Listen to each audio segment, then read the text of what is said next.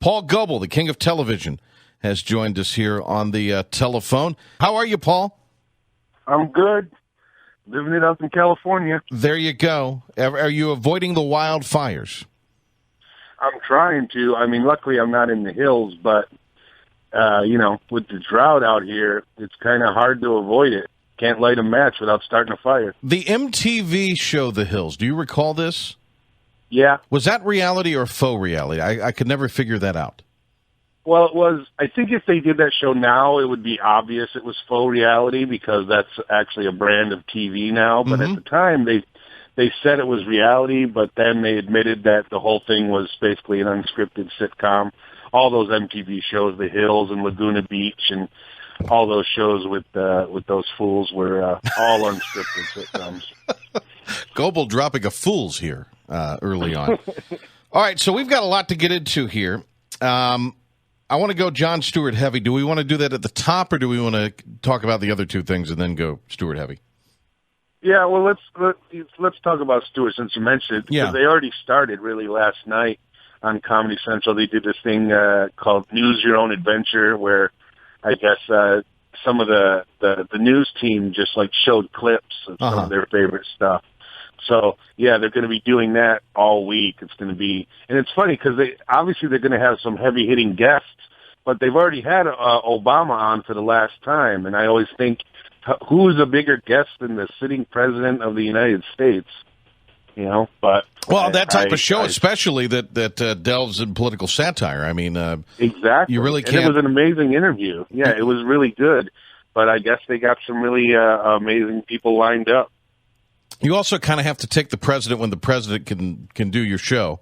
So maybe that has a little something to do with it as well. Yeah, you got to work on his schedule. Yeah, exactly. It is fascinating, though. I remember the Kilborn version was sort of that frat humor, which I was always a big Kilborn fan anyway. But the show really changed greatly when Stewart came aboard. And if I recall, he had just come off his stint with HBO, hadn't he, where he was doing kind of a Costas-esque one-on-one sit-down type of show. Yeah, they tried that. They tried so many different shows with Jon Stewart, talk show types. He filled in he would fill in for Snyder a lot. Tom Snyder almost regular. In fact, to the point I actually thought he was going to get Snyder's job whenever Snyder retired. Oh, yeah? Yeah. That makes sense. And ironically, Craig Kilborn got that job. Yeah. When Snyder left. Yeah. Yeah, they tried to do so many interview shows, but then when he came on to the Daily Show, apparently the rumor is he came on the Daily Show, he hated it. He wanted to quit because none of the writers wanted to do political stuff like he did, but his agent told him, just wait, and eventually those guys will quit, and you'll be able to hire people you like, and it'll be the show you want. And obviously, that's exactly what happened. It turned it into the exact show he wanted it to be. He's a media darling. Do you buy the media's story that he indeed is providing political news for a certain generation? To a degree he is. Was that a little overblown, or do you think that's a legit claim? No, I think it's legit because, there are a lot of people who get their news from TV, me included, and it's all biased from one degree to another. But the great thing about Jon Stewart and The Daily Show is, because they're making jokes, they have to basically base all their stuff in fact. You can't make up something ridiculous and then go, look at this ridiculous thing. Isn't that hilarious? He has to provide you with the facts first, and then he can make a joke about it.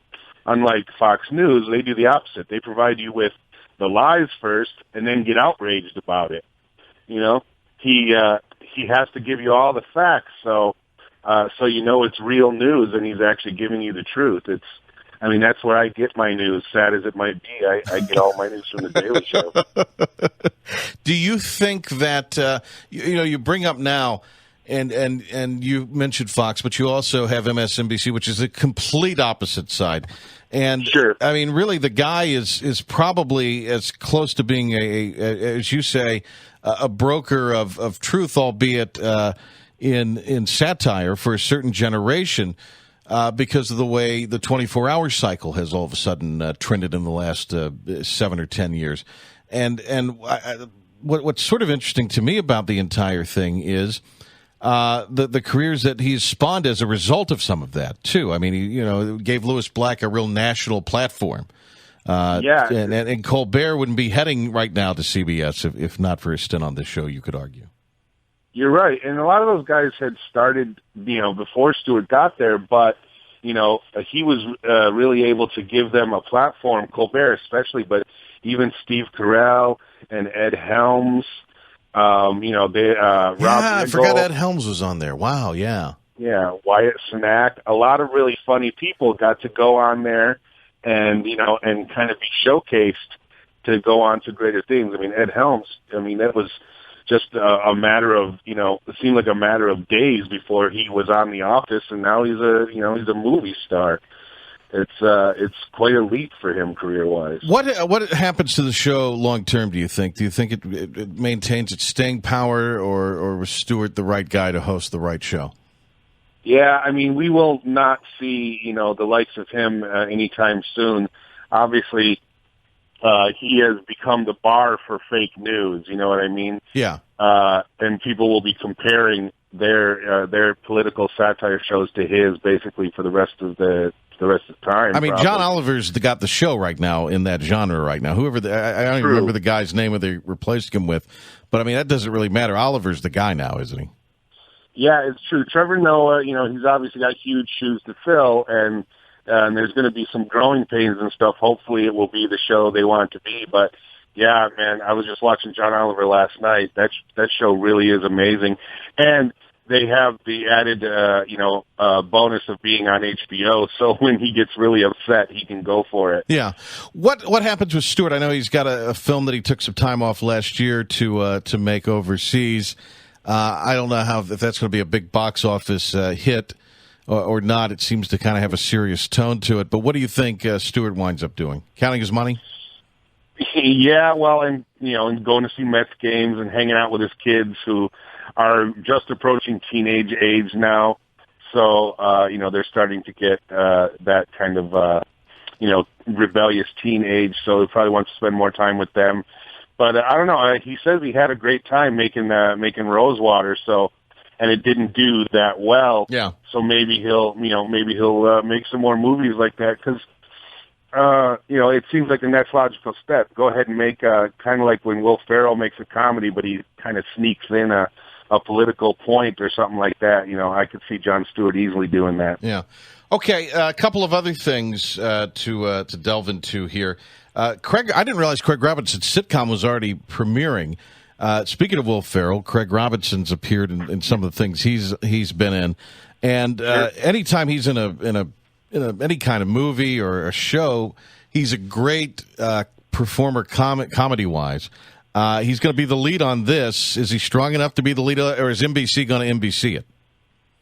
Yeah, I have a feeling it's going to be the latter because Craig's a really funny guy. I actually knew Craig back in Chicago. He's fantastic.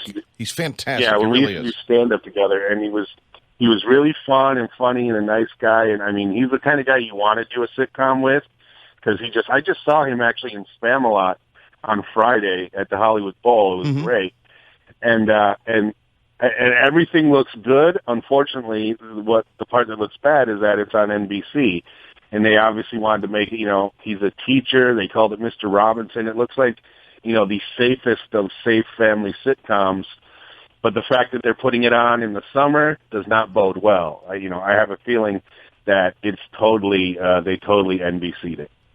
And you brought this to my attention. I'd seen some commercials for this, but I'd kind of forgotten about it. America's Next Great Weatherman on TBS. Is this a ironically titled comedy, scripted comedy, or is this a reality deal? No, it's kind of a phony reality show. Okay. It's Funny or Die is producing it. Oh, wonderful. Yeah. Yeah. And there's some really funny people involved with it, but the actual contestants are real people who want to be weathermen, okay, or weather girls, and I think they know what they're in for. But it's just more of a phony, fun reality show. But I know a lot of the people involved, and they're very funny, and this looks good to me. So it's good, probably good summer fare. You know? Okay, yeah. It's funny. The stuff on cable in the summer is just good, innocent fun, and they're burying Craig Robinson dead on the networks. Exactly. That's exactly right. That's exactly right. Oh, and this Dr. Ken, and I mean, you got to love Ken Jeong, but I mean, sure, this thing looks awful. Gosh, it looks terrible. And I don't know, and he comes off that weird season of Community on Yahoo where he was really, really funny, and but now he's like he's the main guy, he's the center of the show, and I get the feeling people around him are going to be kind of funny, but not as funny as he would be. I don't know. Again, Ken's one of those guys. He's a great guy and he's really funny, but this looks like someone said, "Hey, how about we do a show that's based on your life?" Because he used to be a doctor. Yeah, he did. Yeah, went to Duke here. Yeah. When someone wants to make a sitcom about your life, you don't say no. Yeah. Well, Tony Kornheiser didn't. The sitcom still stunk. So, great to talk to you, Paul. Thanks a lot, man. We'll catch up with you next week. We'll maybe see how the Daily Show wrapped up and talk about some other stuff too. Sounds good. All right. Thanks a lot, man. Talk to you later.